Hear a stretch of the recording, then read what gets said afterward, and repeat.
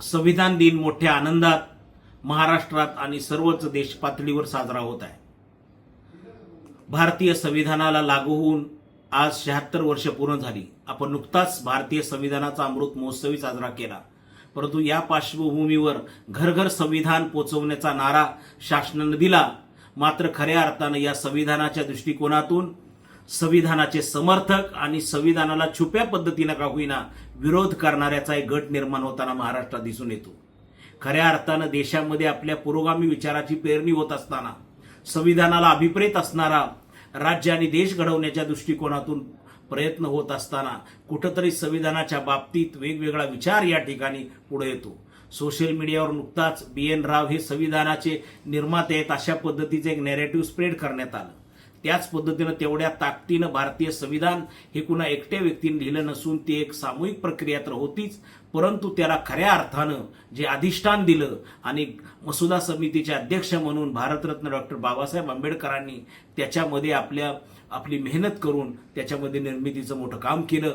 म्हणून प्रस्थापित वर्गाने तेव्हाही आजही भारतरत्न डॉक्टर बाबासाहेब आंबेडकरांना घटनेचे शिल्पकार म्हणून ओळखलं जातं।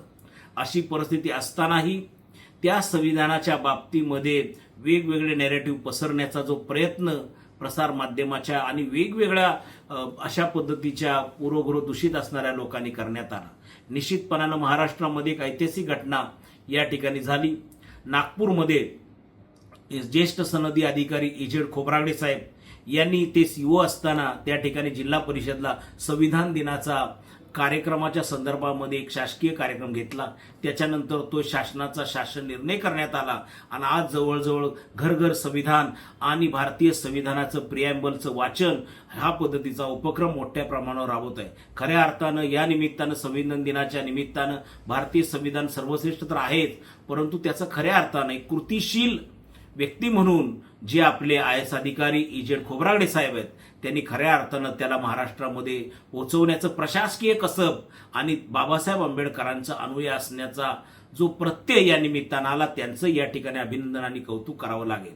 निश्चितपणानं भारतीय संविधानाचे समर्थक आणि विरोधक अशा पद्धतीची परिस्थिती निर्माण झालेली आपल्याला दिसत असताना आपण सगळ्यांनी त्या भारतामध्ये अखंडता जर टिकवायची असेल, एकात्मता टिकवायची असेल, समाजवादी धर्मनिरपेक्ष जी रचना उभी करायची असेल तर निश्चितपणानं संविधानाचे समर्थक म्हणून भारतीय संविधानाचं रक्षण जीवापाड करण्यासाठी आणि लोकशाही टिकवण्यासाठी या दिनाच्या निमित्तानं आपण सर्वांनी प्रयत्न करणं आवश्यक आहे।